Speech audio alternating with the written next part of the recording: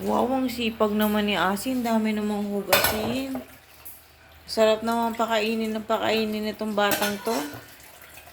Oh, grabe naman. Napakadami namang hinuhugasan. Pagkatapos kumain, naghuhugas na ng plate si Asi.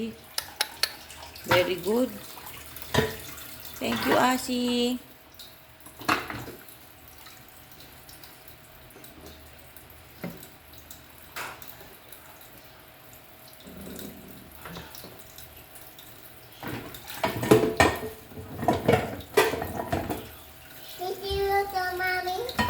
Dirty luto ni Mami.